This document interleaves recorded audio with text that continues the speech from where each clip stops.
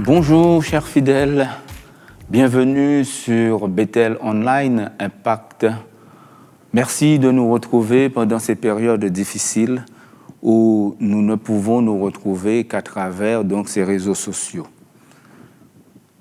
Aujourd'hui, nous allons partager cette parole de Dieu qui est importante, qui est nécessaire, qui est vitale pour chacun de nous. Et pour cela, avant de commencer, je veux vous inviter à vous incliner un petit moment afin de remettre ce moment dans les mains du Seigneur. Père de grâce, nous te bénissons, Seigneur, aujourd'hui. Nous te disons merci pour ton amour, merci pour ta grâce. Merci, Seigneur, pour tout ce qui arrive, parce que toute chose a un sens, Seigneur, dans ton plan merveilleux. Accorde-nous, Seigneur, de pouvoir toujours marcher avec toi sans faiblir, sans défaillir, Seigneur Tout-Puissant. Toujours avancer et toujours, Seigneur, donner la main à ceux, Seigneur Tout-Puissant, qui ne vont pas au même rythme que chacun de nous. Père, nous bénissons ton nom et te disons merci pour tout ce que tu nous apportes, Seigneur, à travers ta parole, à travers le chemin, Seigneur, que tu as tracé pour nous, Seigneur, dans ton plan merveilleux. Et le plan de vie, Seigneur, que tu as déjà décliné pour chacun de nous. Merci de nous avoir enlevés là où nous étions et de nous avoir placés, Seigneur, sur ce chemin merveilleux. Un chemin de grâce, un chemin de lumière, un chemin de connaissance, un chemin d'amour, Seigneur Tout-Puissant, qui nous permet, Seigneur, de te rejoindre et de marcher avec toi en vue, Seigneur Tout-Puissant, de la promesse que tu nous as faite d'une vie éternelle auprès de toi. Nous te disons merci. Au nom de Jésus. Amen. Bien-aimés, le titre du message d'aujourd'hui est « Faute de connaissance, mon peuple périt ». Vous n'êtes pas sans savoir que nous sommes dans un monde comme des résidents temporaires. Nous sommes de passage, nous sommes étrangers, nous sommes comme un souffle qui passe. Et nous devrons, tôt ou tard, passer par la mort pour aller de l'autre côté. Parce qu'il existe un autre côté. Et ce sont nos choix de cette vie-là qui vont déterminer de quel côté nous irons ou de quel côté nous n'irons pas. C'est pourquoi, aujourd'hui, je vous demande de ne pas céder au désir de l'homme livré à lui-même. L'homme livré à lui-même, c'est celui qui ne connaît pas Dieu. C'est celui qui vit selon ses sens, selon ses pensées, selon son instinct. Et pourtant, il croit qu'il vit dans une vérité et qu'il a la connaissance de tout et qu'il peut tout faire comme il veut, comme il le souhaite. L'homme livré à lui-même, il a faim. Il a faim de liberté, il a faim de plaisir, il a faim de vie, de toutes sortes d'activités qui l'aideraient à trouver la paix intérieure qu'il cherche. Mais son ignorance, c'est qu'il cherche des solutions en lui-même et le résultat de ses recherches conduit à sa perte. Car l'homme qui ne connaît pas Dieu et qui ne se confie pas en lui est un homme perdu. Sa ligne directrice, sa boussole, sa vision et tout ce qu'il peut faire, tout ce qu'il décide, il le décide de son propre fond, de lui-même et par lui-même. Et donc, en cela, il est seul, il est perdu. Il lui manque la connaissance. Et à cause de ce manque de connaissance, il périt, il meurt. L'Éternel, par la bouche du prophète Osée, dans le livre d'Osée, chapitre 4, verset 6, nous dit « Oui, mon peuple périt faute de connaissance, parce que vous les prêtres, vous avez rejeté la connaissance. Je vous rejetterai et vous serez plus mes prêtres. Vous avez oublié la loi de votre Dieu. Moi aussi, à mon tour, j'oublierai vos enfants. Donc, faute de connaissance, mon peuple périt. Il nous manque parfois de la connaissance parce que, dans un premier temps, des fois, la connaissance n'est jamais venue à nous. Parfois, nous n'avons pas la connaissance parce que nous avons eu l'information, mais que nous n'avons pas compris ce qui se raconte. Le cas qui nous intéresse aujourd'hui, c'est que le cas où un homme, toi, moi, nous avons eu cette connaissance, nous avons compris, mais nous l'avons rejetée. Nous avons rejeté la connaissance et nous n'avons pas cru dans cette connaissance. Alors que la connaissance, c'est le fondement du savoir, c'est la lumière, c'est la vérité. Aujourd'hui, nous sommes confrontés à un virus qui est en train de tuer des centaines de milliers de personnes. Faute de connaissance, toutes ces personnes sont en train de mourir. Parce que si l'homme avait la connaissance totale de ce virus, il aurait déjà créé un vaccin ou un médicament pour arrêter cette hécatombe. Mais faute de connaissance, le peuple, les personnes, les gens, le monde continue à périr. La connaissance, donc c'est la lumière. Elle nous éclaire sur ce que nous ne connaissions pas avant. L'ignorance mène à la confusion parce que nous ne savons pas. Et c'est ce que nous voyons avec ce virus aujourd'hui. Il y a un qui dit cela aujourd'hui, un qui dit le contraire demain, et après un autre qui dit encore le contraire après-demain. C'est la confusion parce qu'il manque de la connaissance.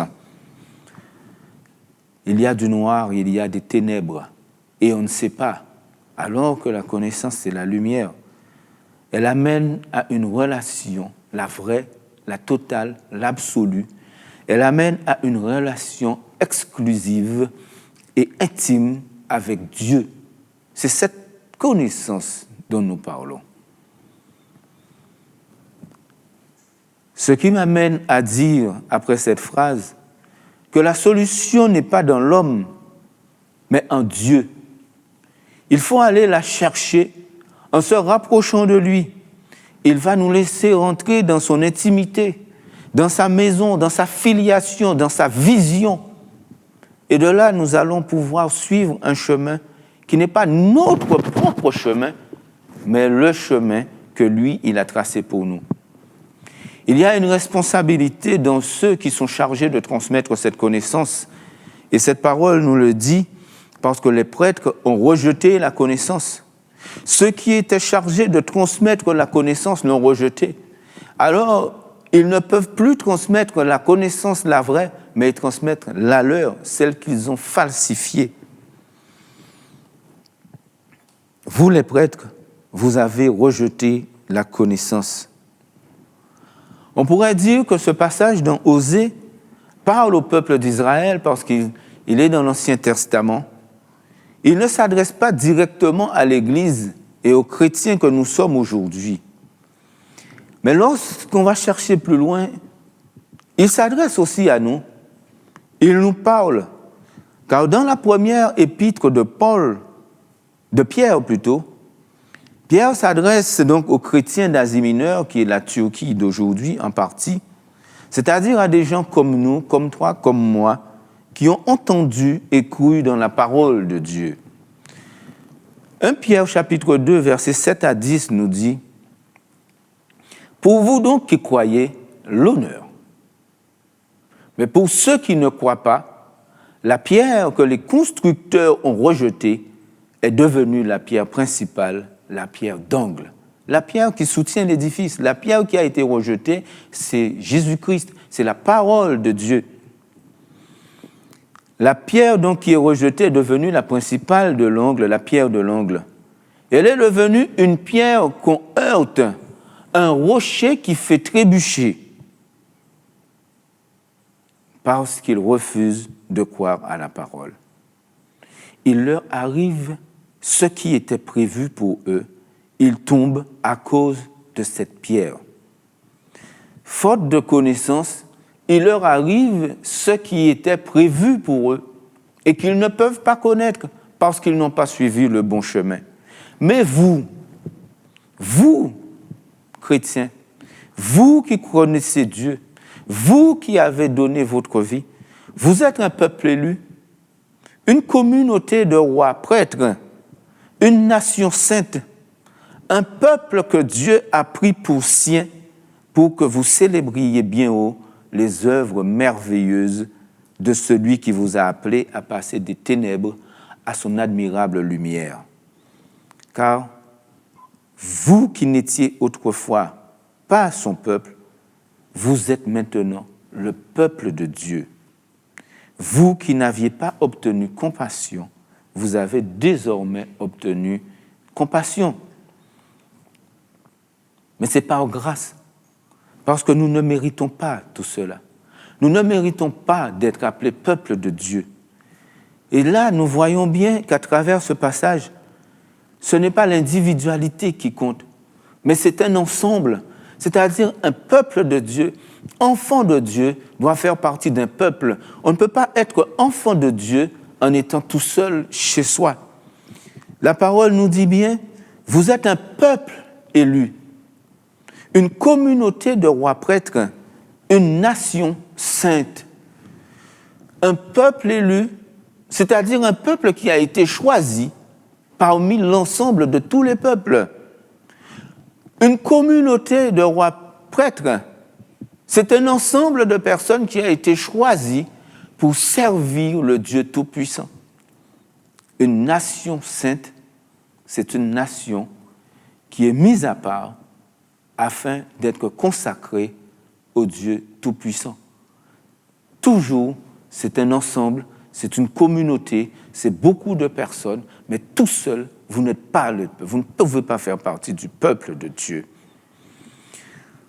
Tout cela, c'est par grâce, car nous avons été élevés du rang des perdus au rang de peuple de Dieu. Nous avons été amenés à la vie éternelle. Et notre statut a changé. Notre statut a été modifié. Un peuple élu, c'est ce que nous sommes et que nous n'étions pas. Une communauté de rois prêtres, une nation sainte. Aujourd'hui, chrétiens, ce que nous sommes devenus pour le Dieu Tout-Puissant, ce qu'il a fait de nous, nous avons cette responsabilité de proclamer donc la vérité qui est la parole de Dieu. Cette parole, à savoir que Christ lui-même est mort sur la croix pour nos péchés, qu'il est ressuscité d'entre les morts. Il est assis désormais à la droite de Dieu où il intercède pour nous et qu'il nous attend pour vivre l'éternité avec lui et les anges auprès du Père. L'apôtre Pierre nous dit aussi « Ayez une bonne conduite au milieu des païens. Nous qui sommes devenus maintenant des sacrificateurs, nous qui sommes devenus une nation de rois prêtres, nous devons nous proclamer cette parole. Nous devons nous maintenant dire cette parole. Nous devons la dire comme nous l'avons reçue, comme Dieu nous l'a donnée et comme nous la recevons à travers donc la Bible et à travers tous ceux qui nous apportent cette parole. Nous sommes une nation sainte.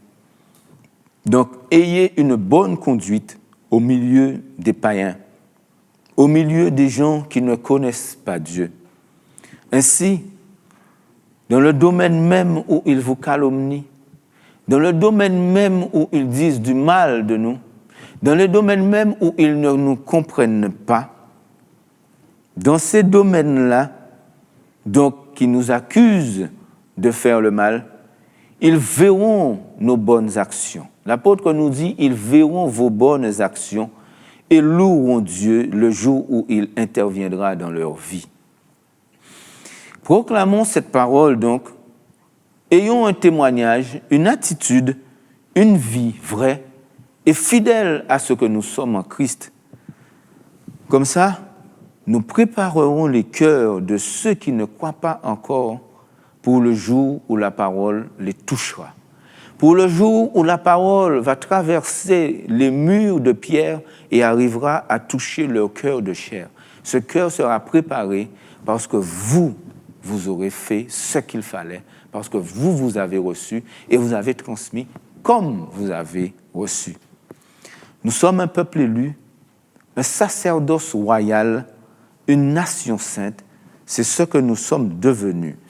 C'est le Père qui a fait de nous ce que nous sommes et non pas nous-mêmes qui avons fait cela de nous. C'est lui qui est venu nous chercher, qui nous a élus et qui nous a rendus comme nous sommes, transformés dans ce que nous sommes aujourd'hui. Alors n'hésitons pas à montrer à tous et en tout lieu que nous sommes vivants. Nous sommes vivants et nous mettons en pratique la connaissance qui n'est pas de ce monde. Et c'est pour cela que le monde ne comprend pas. Parce que cette connaissance, faute de connaissance, mon peuple périt, cette connaissance qui n'est pas du monde, nous la mettons en pratique même s'ils ne la comprennent pas. Même si nous sommes incompris, même si nous sommes rejetés, même si on dit du mal de nous, mais mettons en pratique cette connaissance que nous avons reçue du Père lui-même, qui nous a été donnée pour convaincre ce monde que le Dieu que nous servons,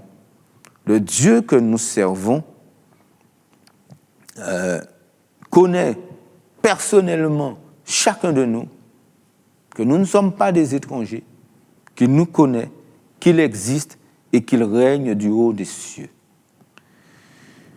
Que la bénédiction du Père accompagne donc sa parole et qu'elle mette l'amour, la joie, la paix et le bonheur dans le cœur de chacun de nous et de chacun de vous en attendant la rédemption finale qui nous est promise et que nous passions notre éternité auprès de notre Dieu, auprès donc des anges, auprès de notre Seigneur Jésus et auprès de tous ceux qui seront avec nous, qui nous accompagneront dans le salut éternel.